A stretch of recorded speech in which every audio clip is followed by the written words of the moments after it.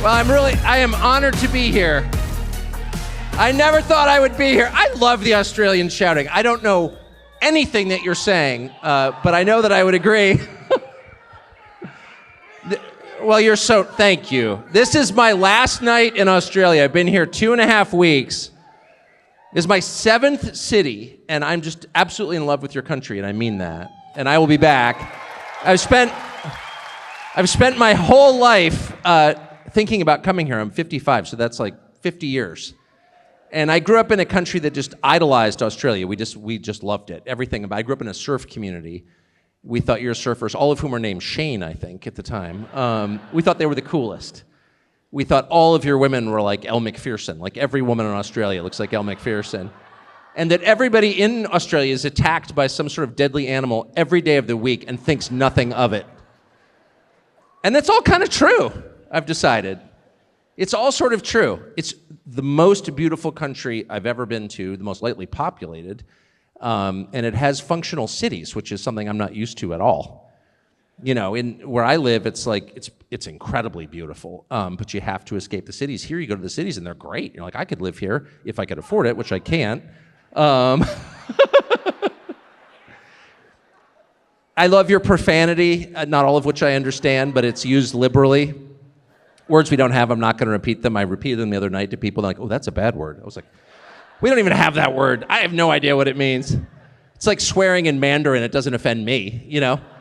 And I think above all, like, if I'm being honest, this is a little syrupy, but I'm leaving tomorrow, so I'll just be honest. But I love how much you love animals.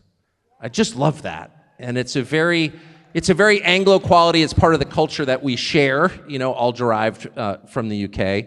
But I've never seen it at this scale. And before I came here, I mean, I had heard a million accounts of many people who would come here who would say, you know, that old cliche about how every animal in Australia is looking to kill you.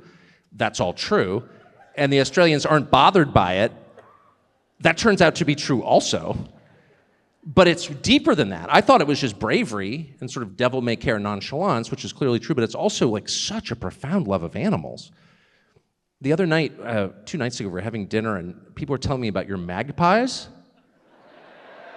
and how they dive bomb people. And this woman said, I didn't know if this was like one of those drop bear or hoop snake stories designed to like scare the foreigners, or I didn't know if they were being serious, because in my country, magpies are just chirpy birds, but here they're deadly. And she's telling me how the mailmen, posties, I think she called them, wear helmets with spikes on top to keep the birds off. And I'm like, that's not real. Oh, it's totally real. And then she shows me videos of it. I'm like shocked by the whole thing. And then she goes, you know, they're highly intelligent. I was like, yeah, you should shoot them.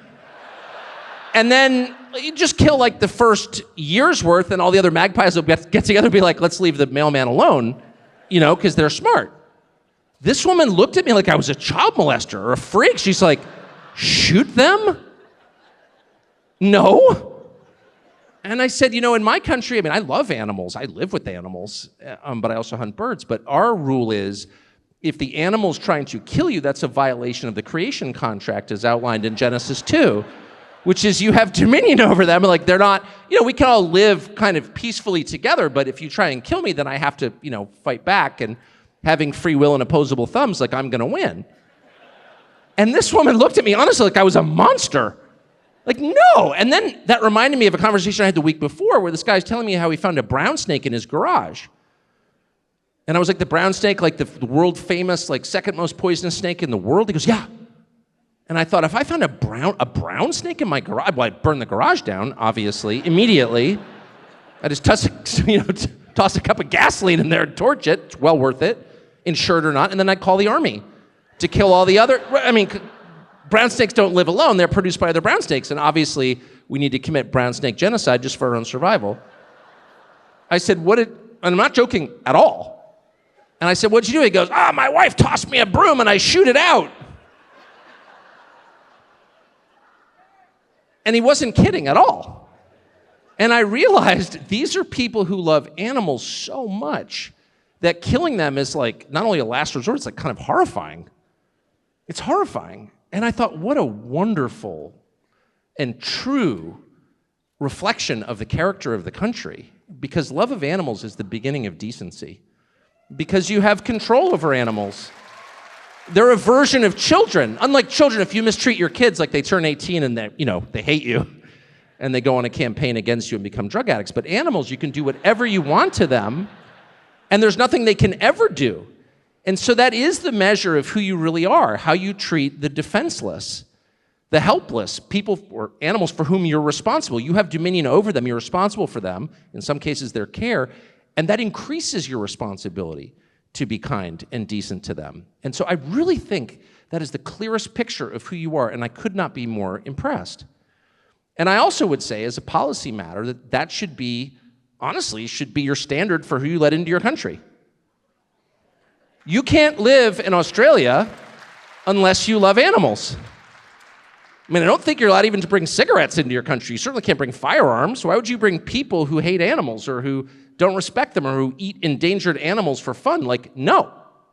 I'm serious. I'm actually not kidding at all. You should make that your standard because above all, you want to keep your country decent. And that is the measure of decency. And you have a right to do that. You have a right to observe your national character, particularly if your national character is good, which yours is. It is good. That's exactly right. And what's so interesting, of all the countries being targeted for destruction, which is, the entire English-speaking world, that's obviously true, there's a case to be made against some of those countries. I mean, they sort of did bad things in the past. No one currently living, but you can look at the history of certain countries. I'm not pointing out any in particular, Great Britain, but, you could say, well, we're wrecking the country because of the sins of its ancestors. What exactly were your sins?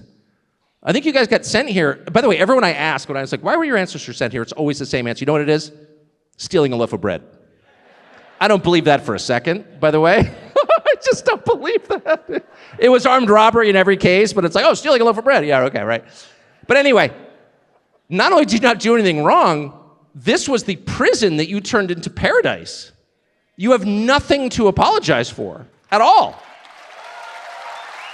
And yet, at every turn, they're making you apologize. I have never seen a society more under attack than the one you're living in now, and for less justification. Every time a commercial airline lands, every time any kind of ceremony opens, they send you the message that you're on someone else's land. And I'm thinking to myself, look, and this is no slight against the people they're talking about at all, but it's Australian land, and you're all Australians. And, I guess my first question is, why would you ever put up with that? And that's not a question that I can answer because I'm not Australian. I didn't hear what you said, but I think I agree with you. But my second question is, who is this helping? Who is this helping? Is it helping the people who are supposedly being honored by these displays? No, of course not. It has nothing to do with them. Now, we have something very similar going on in my country, where the people in charge try to make you feel bad about things that people you never met did hundreds of years ago, but your feeling bad doesn't help the people they claim to represent, whose lives are getting steadily worse every year. So it's not really about the past, which cannot be fixed. It's about the future. And what is the future that they have planned for you? Of course. If they're telling you, because what is the message? Well, the message is it's not your country. Well, that's exactly what the message is. It's very explicit. I went to church yesterday. I went to see the church in the denomination that I belong to, or did before I left because it became pagan. But you have a giant cathedral in this city built by, my denomination, which is the Church of England, I'm ashamed to say. And as I walked in, there's not one thing about God, of course, that's like way, way in the past. There's a huge sign saying basically we apologize for having this church here because we stole the land. And I thought, I'm not sure, again, who that helps, but I'm pretty sure I know the purpose of it. If at every turn they're telling you it's not your country, a country that, by the way, your ancestors built, and they did an amazing job. Amazing. I'd say, and this is not flattery. I mean, I'm literally leaving tomorrow early, so I can say whatever I want, and you can't do anything about it. So I'll be back in the United States, which is 10,000 miles from here, so I'm being completely honest. the amount of effort that previous generations of Australians went into building this country is just shocking to me. First of all, I had no idea Australia was so rich in the 19th century. Wool apparently was a really good business, wool and gold, note to self. But they didn't just take the money and build private villas. They spent a huge percentage of it on public works and built these remarkable, again, coming from a country with decayed cities, and I went out to Perth, and of course everyone on the East Coast makes fun of Perth relentlessly, but in a very sort of dry, passive-aggressive Australian way. And I don't know anything about it, it's not my world, so I'm like, I'm going to Perth tomorrow, what's that like? Oh, well, it's far away. What does that mean? What? It means we don't like Perth. So I was not expecting much, and I was shocked by it. It was like a San Francisco without the junkies. It was like one of the prettiest places I've ever been. And I feel that way about all of your cities. So, somebody spent a lot of years and a lot of money and a lot of back-breaking effort to build what you have now. And it's just remarkable, but rather than being proud of it, the people who run your country are telling you you should be ashamed of it and that it doesn't belong to you. You have no claim to it at all. So the conventional understanding of this is, well, this is just what it is to be guilty. You're in a prosperous country and you feel guilty. But that's not actually what it's about. Because making people feel guilty doesn't help anybody, right? No. They're telling you it's not your country so that they can take it away from you and you won't resist when they do. Because it doesn't belong to you in the first place. And if there's one message that I hope I could pass on, and by the way, I feel a little guilty lecturing you about your country since I've been here 2 weeks and I know nothing, and there's nothing worse than a foreigner lecturing you about your own country. I'm thinking through the hostility I feel when Bono comes to my country and starts lecturing me. Go back to Dublin or whatever, you know what I mean? Please leave, foreigner. So I don't want to be that preachy person at all. I'm saying this with respect, but with actual concern. I'm telling you, anyone who tells you this is not your country will take it away from you and plans to do that. And they do plan to do that. That's super obvious to me. It's really obvious to me. And this is not an attack on, any other country. By the way, I know you all are completely paranoid about China. And you have every reason to be. I don't fault the Chinese for that. If I were the Chinese, the first thing I would do is take over Australia. It's the first thing I would do.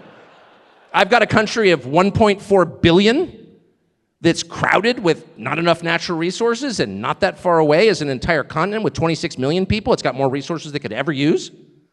I'd take over that country immediately. And I wouldn't do it with warships, I'd just buy their politicians. And my sense is, yours aren't very expensive at all. In fact, one hilarious thing I've noticed, again, since I don't know anything about Australia, so you ask really stupid questions, so I learned that one of your parties is the Labour Party, and it's the party of labor union. Boo, okay. No, but this is the hilarious part from my perspective. So I'm like going through the list of the leaders, and I'm like, okay, what trade are they in? Are they electricians, forklift drivers, plumbers, miners? None of them's ever had a job. There's no actual labor in the leadership of the Labour Party. They're all parasites on the taxpayer. It's hilarious. You don't see the humor in that when the laziest people in your country call themselves the Labour Party? Really, if you're the Labour Party, why don't you get a job? None of them ever had a job. They can't do anything. Oh, it's so funny. Can you change the tire of my truck? My air conditioner broke. Can you get over here and fix it? Oh, I'm sorry, you've only worked in the government? Why don't you go away and shut up? And the last thing you're allowed to do is tell me that it's not my country when you have literally no skills. You would starve to death without your job. Trust me, I'm not making fun. I live in a country, that's run by the exact same kind of people. Joe Biden has been leeching off the taxpayer since I was 3 years old and I'm 55. Actually. My entire lifetime, Joe Biden has been getting rich without working at taxpayer expense. And also, this may be recognizable, selling influence to China. But I'm just here to tell you, as a representative from a country that's sort of farther on down the road, that it absolutely does not end well, at all. And we've lived with this for many years. We also, by the way, didn't understand that the purpose of making native-born Americans feel guilty about living in America was not to right any historic injustice. It was not to help any marginalized group. They have zero interest in that, obviously. Our marginalized groups have become more marginalized over the past 50 years of talking about them incessantly. They're doing worse. They haven't been helped at all. So that's not the point. By the way, if that was the point, I'd be like, well, okay. I get a lecture once in a while, my taxes are higher, but at least it's helping somebody. I guess I'm a liberal enough to think that's, I could probably live with that. But if the people they're supposedly helping are getting more desperate every year, and my country's getting crappier every year, maybe that's not the point. And I suspect, I'm just guessing, that you're living with something very, very similar. Yes. So look, I know the United States is a long way away. It's 10,000 miles for me to get home. I'm going to make a suggestion. I would suggest that every person in this room scrimp and save for however long it takes and buy a round-trip ticket to London in the next couple of years. No, I'm serious. Because I have the great advantage of coming from a country that was born in dislike of the English, even though obviously I am part English, heavily English. I'm a self-hating Briton. But in my country, we exist because we broke off from Great Britain. But the three other countries that didn't, which would be Australia, New Zealand, and Canada, all three have this attitude that Britain is somehow kind of the mothership still. It's like the most impressive place. And these attitudes come from that country. And you should go see it. It's disgusting. No, I'm serious. It's disgusting. And from 1945 until present, Britons have been told that you're terrible, that you're somehow guilty of some non-specified crime. Normal people are the criminals in Great Britain.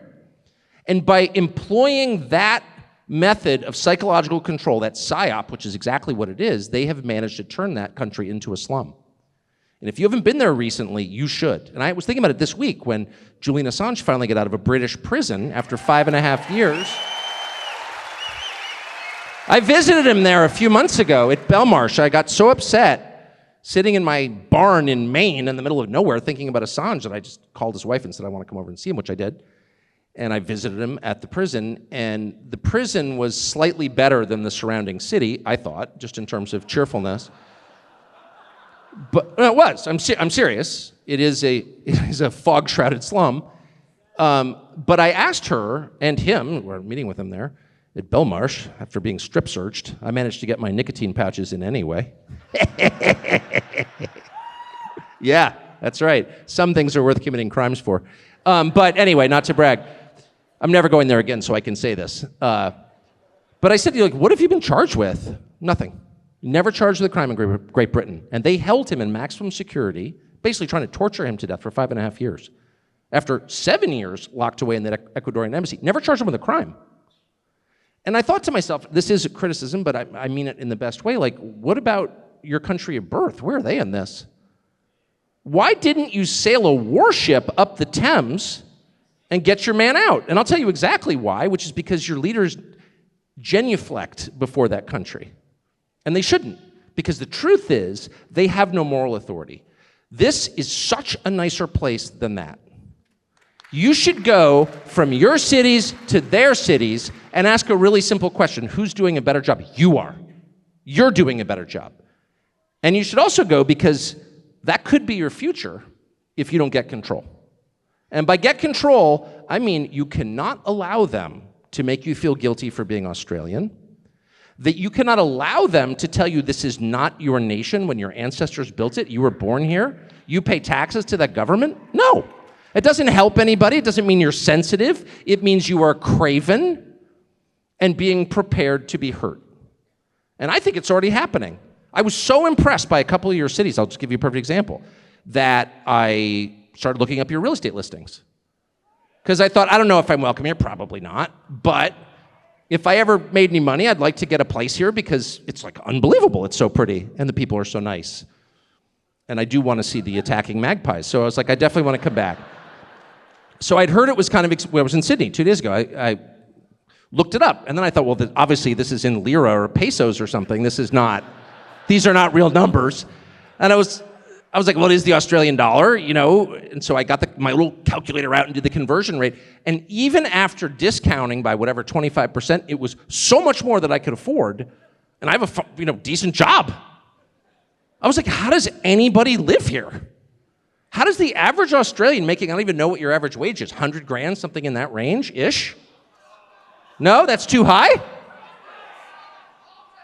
How do you live here? I mean, that's like, exactly. So then I asked someone I was traveling with, your housing prices, and not just on Sydney Harbor, but just like normal houses, far from Sydney Harbor, are so expensive. How does anybody live here?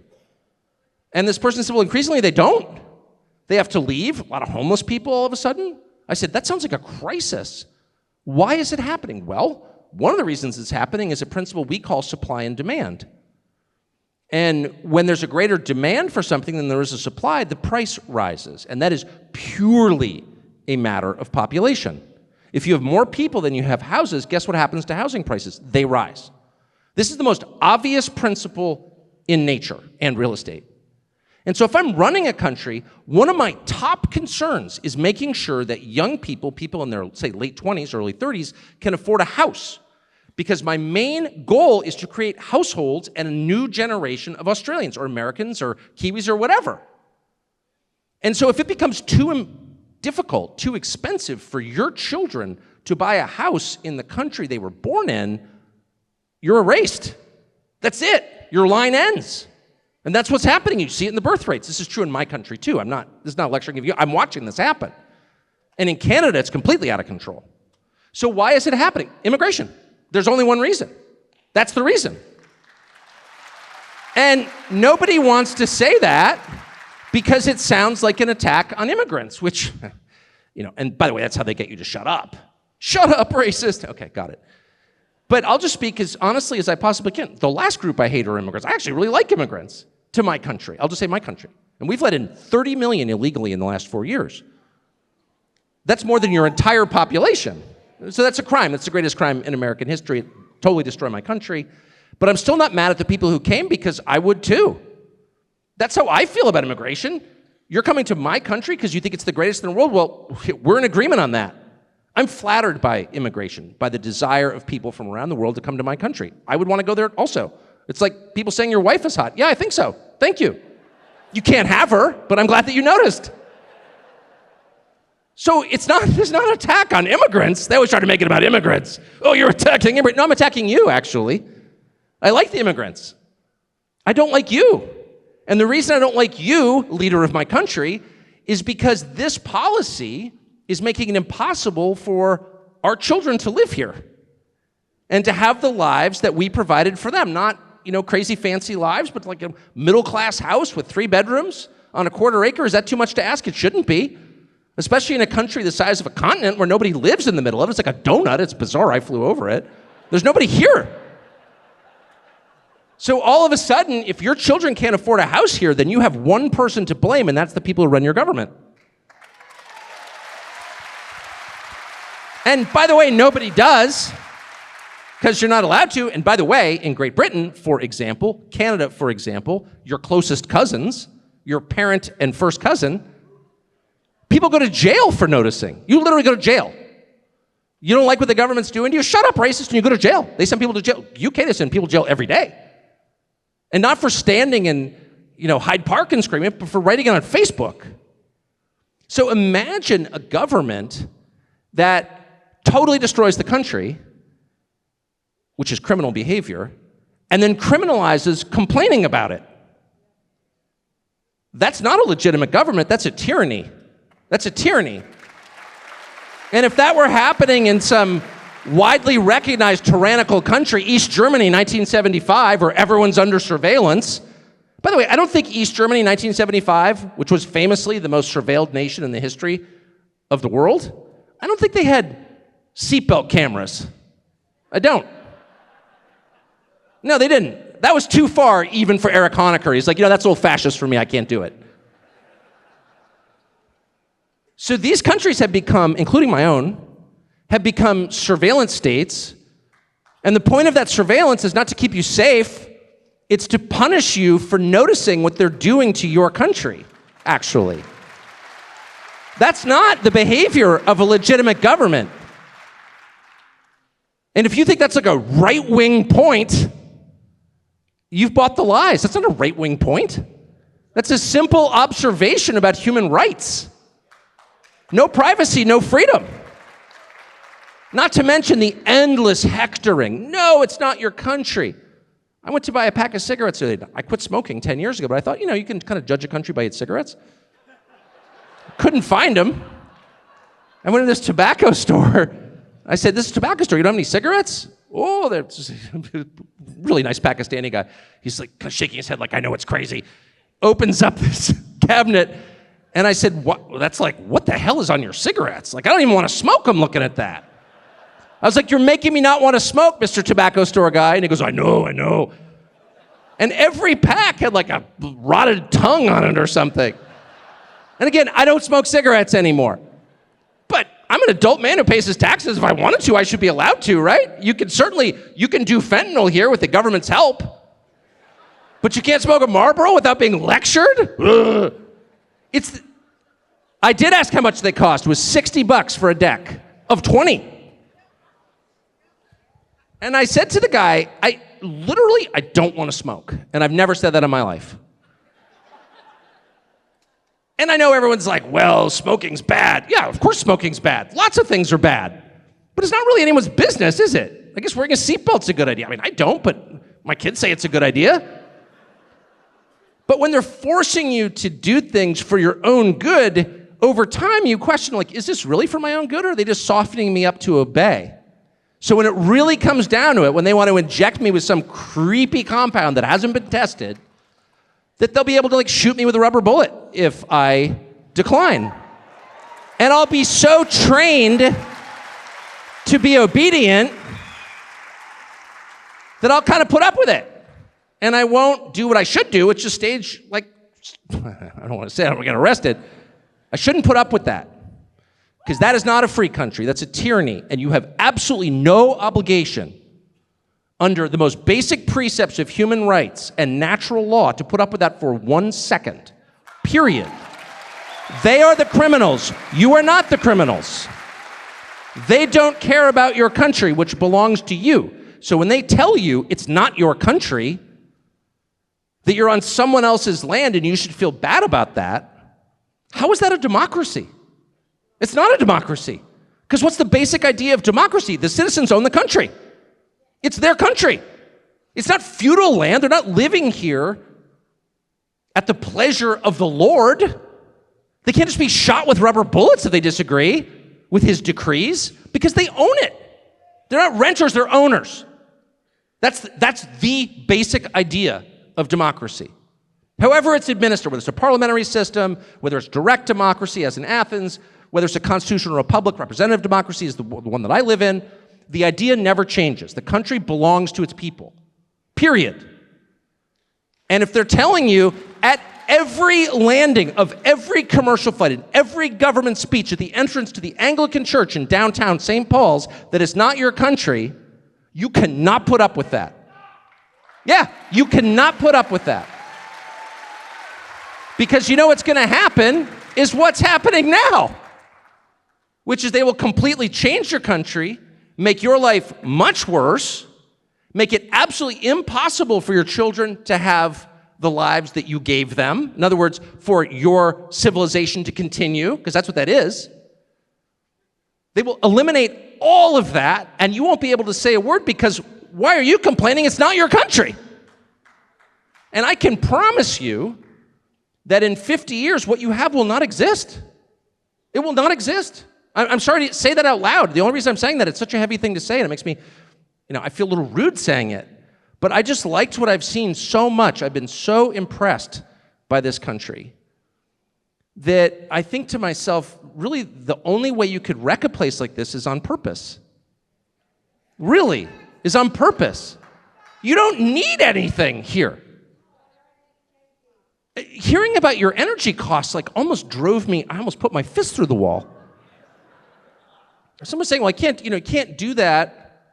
I was asking dumb questions, you have, the world's largest deposits of iron ore from which steel is made. I said, well, how many steel mills? Well, none. Why? Because energy's too expensive. I said, well, too bad you don't have any thermal coal here. Oh, wait, you have the world's largest deposits of thermal coal in the world? So why do you have such high energy costs? Well, because we sell our coal to China, which uses it to make renewables, which we then buy back. Okay. Whoever thought of that hates you. I'm just being honest. That's not an accounting error. That was not a mistake made in good faith. It's not like the accountants over at Parliament House or whatever they call it. They're like looking at the books one day and be like, all those estimates we had about wind farms, it actually doesn't add up.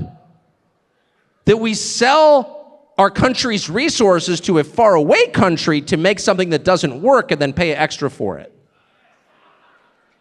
Like they knew that wasn't going to work when they did it, obviously, because that's insane. It's prima facie insane. The fact that you have high energy costs is reason enough to get rid of the people who are running your country. Because guess what?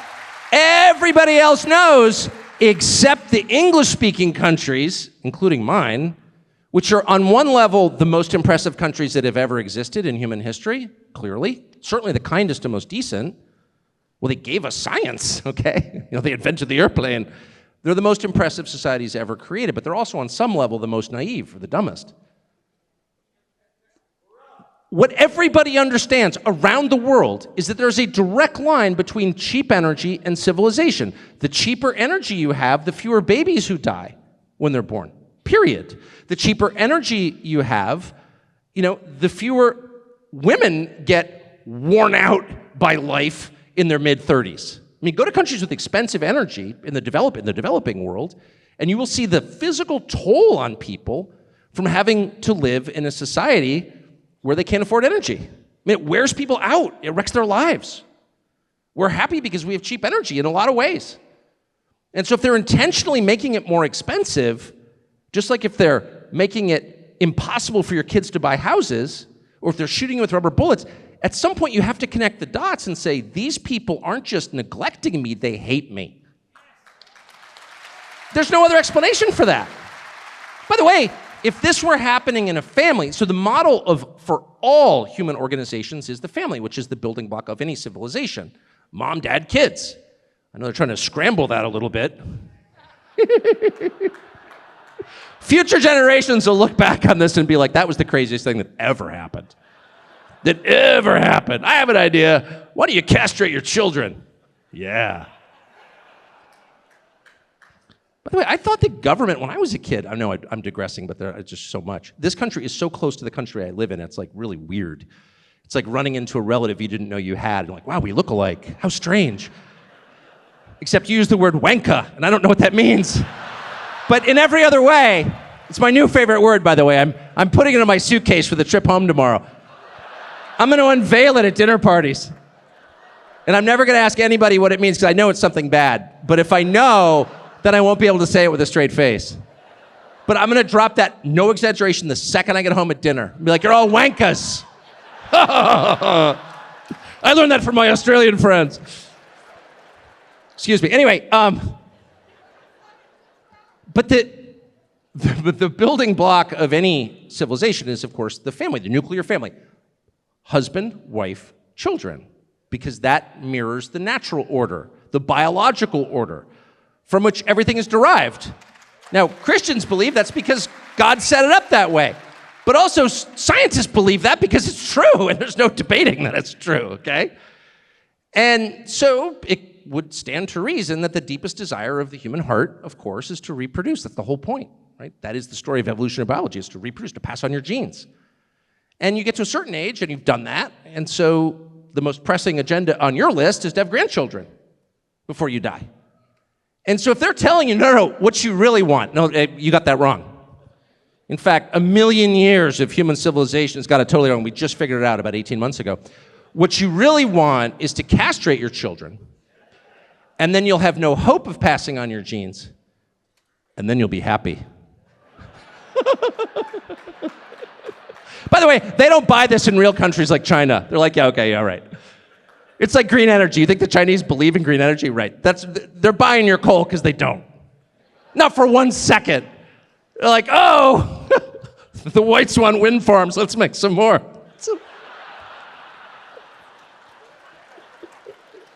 This is why everyone hates the Chinese. I do not hate the Chinese. They're doing what they think is in their best interest. I mean, I don't want to live in China, okay, at all. I detest the fact it's an atheist society. There's a lot about China I don't like. I hate the way they treat animals. But I hate that, actually. But one thing I admire about China is they act in China's interest. I'm sorry, I can't complain about that. That's what countries are supposed to do. I wish we had leaders like that. In my country, spend all this time hating on China. It's like, let's take out the kind of murdering people for their organs part, or the eating dogs, which are deeply offensive to me. But let's keep the part where the government acts in the interest of the nation, which is the only legitimate use of a government's power. Like, I admire that. So if they can sell you wind turbines or solar panels because you're dumb enough to send them your coal to do it, kind of in the W column for China, no? Whose fault is that? It's yours and mine. I mean, my country does exactly the same thing. So you're not going to get me to rant about China. I want to learn from China. You know, maybe you guys can get your domestic manufacturing back and go sell windmills to somebody else who's dumb enough to buy them. You should do that. I've heard Belgium is looking to expand its green energy profile. And by the way, you could do that because you don't need anything. You have, if there's one like sincere criticism of Australians I would level after 2.5 weeks here, way too happy. It's such a happy country that people don't pause, A, to consider how bad it could be. They don't. And B, they don't really, with respect, in the US the same way, they don't really appreciate how great it is. They really don't. They don't. If you were designing a country, what would you want? Well, the first thing you would want is natural resources. Okay? That's the most important thing. The most important thing, and this may be news here in Melbourne, is not banking. It's not. Banking doesn't make an economy. Banking is, in some sense, possibly a necessary feature of advanced economies, but it's not integral to any economy. Loaning money and interest actually used to be considered disgusting. In fact, it was illegal. It still is illegal in some places. So the idea that we've made that like the apogee of human achievement, lending money, no, it's not. No, making things is the point of life. Making things is the point of life. And in order to make things, you need resources. And you have more resources than you could ever use. For the next 1,000 years, you're totally set. You need nothing. You've got more than enough land. There's nobody here. There's nobody here. I've flown over beaches recently. I was like, what, was someone going to build a Club Med there or what? I just saw like 30 miles of beautiful coastline. In my country, people would be murdered over the rights to that. Here, it's just like, oh yeah, we got a lot of that. Like, no one lives here. You lead the world in resources, in gas, in bauxite, which is kind of important actually, in iron ore, in coal, in lead, in gold, you name it, copper, you've got it. The rest of the world, uranium, oh my gosh, whoever said that, thank you. I totally forgot about uranium. I think of the deepest reserves in the world here. Did you say Wanka? I don't think that's a natural resource, but maybe it is. I gotta look that up, actually. The point is, you don't need Great Britain. You don't need any other country. You could, honestly, kind of run the world. You've got no real poverty. No, I mean, there are poor people here, but you don't have dense concentrations of poverty that I've seen in 7 separate cities, and I look for it. You don't. You will, but you don't now. You've got a very well-educated and impressive and smart population. Like, what don't you have? You don't need anybody around. You should be running the world. I mean, I personally would immediately buy a nuclear weapon just to make that point clear to the rest of the world. I'm not kidding. Probably not going to do that. You're not even allowed to have handguns. You're probably not buying nukes. But you should get both. Sorry, I know you hate that, but I feel that way. And once you realize that, then there is absolutely no reason to let your leaders destroy the place. You just need to say no. And the first thing you do, so how does that work exactly? I was getting so upset talking to this awesome Pakistani tobacco shop guy yesterday. The poor guy, you know? It's like, anyway, it really bugged me. I had a long conversation with him about it that got so out of control that I can't repeat it here because we'll all be arrested. But he was on board. He's probably here tonight, by the way, if you're here. But how do you do that? How do you do that if you're an orderly, peaceful person, by the way? Because, you know, The problem with changing our society is it can move in super ugly directions super fast, and no decent person wants that. Now, the people running your country definitely want that. They're the ones who shot you with rubber bullets and set up concentration camps for you, in case you've forgotten. Wrecked the economy of Victoria and many other, right? I mean, the cost of that made you take the COVID shot and then ignored the injuries that it cost. Just totally ignored them. So they have no problem with force. But normal people have a lot of problem with force. I have a lot of problem with force. I'm a Christian. I mean, I'm a believer in a religion that rejects force, actually, rejects hurting other people, that calls for you to pray for your enemies. It's a little weird that they hate Christians so much, don't you think, by the way? Parenthetically, it's a little strange. If I was running a country and I don't care what religion I was, I'd want to import a lot of Christians. Just because, by definition, like sincere Christians. Because literally their religion says you're not allowed to go hurt people. Instead, you have to kind of like work hard, stay married to the same person, take care of your children. I'm like, even if I thought the religion was absurd, even if it was not my religion at all, I'd be like, let's import a bunch of those. Because they're clearly the least threatening, the most productive citizens you could possibly have. In fact, this country was built originally by Christians. All those 5 countries were. That's why they're great countries. That's why they have human rights. Because respecting the rights of other people is a Christian precept. It doesn't exist in non-Christian countries. I'm sorry, it doesn't. Christians are unique in that they believe that each person was created by God, and therefore his rights, the right to say what you really think, the freedom of speech, the right to practice any religion you want, the right not to be a slave, those are endowed by God, not government. Albo didn't give you those. You were born with them. Yeah, no, I'm serious. So like, why would they hate people like that? Those seem like, again, even if you don't agree with the religion, or any religion, wouldn't you want that? And of course, they're the ones they hate most. That tells you a lot about their agenda, I would say. And I think the thing that they hate most about Christians, leaving aside the spiritual explanations, which I personally think are real, but maybe you don't, but just as a political matter, what they don't like about Christians is Christians recognize that those rights are inherent, they're bestowed by God, not people, and they can't be taken away. That's why Christians led the abolitionist movement. We don't have slavery because of Christians. And in non-Christian countries, there still is slavery. It's really simple. I'm sensing they don't teach us in Australian schools. Right, okay. The only reason we recognize that any of these human rights that we're supposedly defending are rights at all is because of Christianity. It's the only reason. That's the only reason. Who do you think defined those as human rights? Christians. Because they were Christians. So if you hate Christians, you're making me a little nervous. What exactly are we doing that's scaring you so much? Well, we're acknowledging a God above you. That's the real sin. Sorry, Jacinda Ardern. You're not God. You're just some silly lady with bad teeth. Like, stop. No, I don't mean you harm, but I'm certainly not going to worship you. But they've set up this bizarre religion in your country. It's really noticeable. I'm sure you don't even notice it. Like all these flags are flying all over the place. The transgender flag. I said to my driver yesterday, like, what is that? He's like, transgender. I can't even do his accent. I was like, who puts that up? The city? So that's your religion? Really? Yeah, it is. Well, you can't worship false religions. First of all, the state shouldn't be imposing a religion on you. That is a religion. Not so different from Rome. Worship our gods or we'll punish you.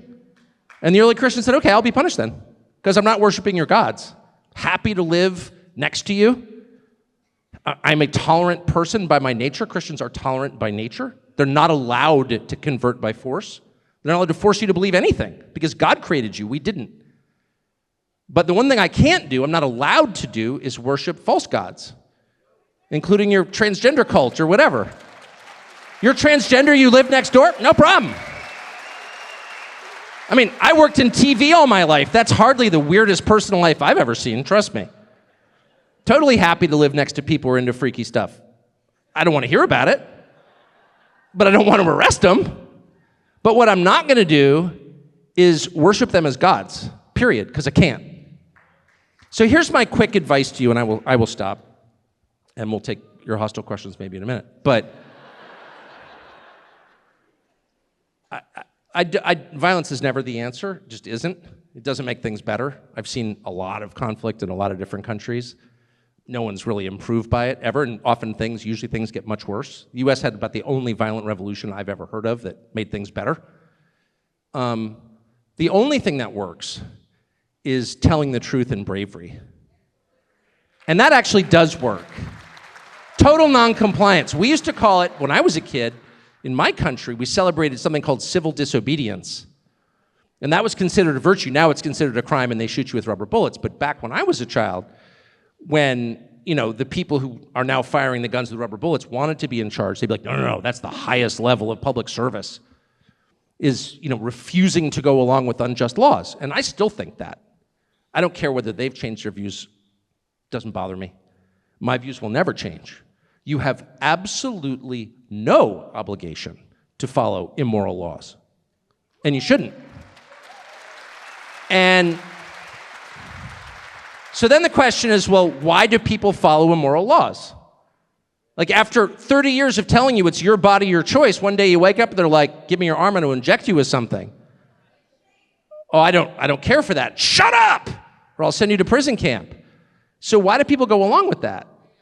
And the answer is not because they want to, but because they don't, they're afraid. They don't want to be ostracized from the group. That's a huge one in Anglo countries. There's a huge premium in our culture, our common culture, in getting along with people, not being the one person being obstreperous or difficult. Like, pipe down. Just go along with it. Line up in an orderly way. That's a huge part of our culture. It's a great part of our culture, but that's the downside. And the other reason is that they fear being harmed. They don't want to be shot with a rubber bullet. They don't want to be arrested. They don't want to disrupt their lives, to which I would say, well, okay, but what's the alternative? And there's only one alternative, which is being destroyed and living like a slave. So the truth is, nothing changes until people are willing to face those consequences. That's just the truth. Like, what did you think this was? You really have to decide that you're not going to harm anybody, but that you are willing to be harmed. That's just the truth. You have to decide that. And if you don't decide that, I think it's very clear to me as a visitor where it's going because I've seen it.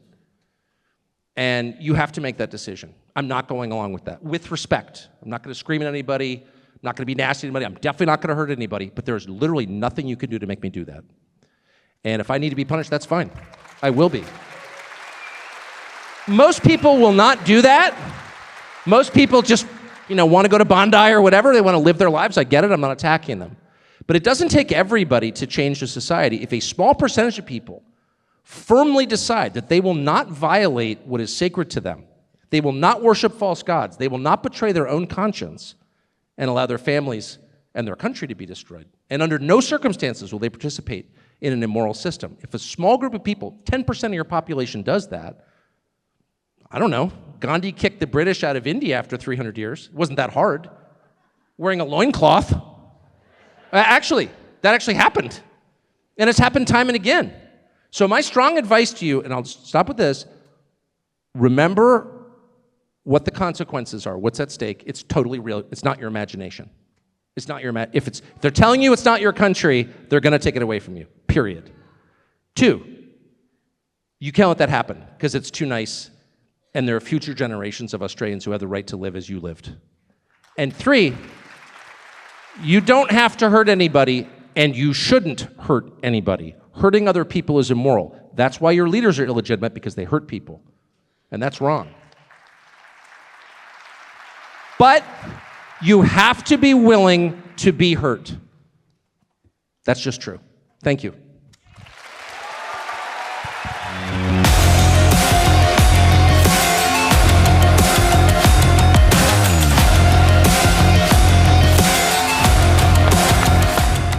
Thanks for watching our YouTube channel. We hope you'll subscribe to it. And by the way, you can hit the little bell on there and get notifications every time we produce a video. We hope you'll do that also.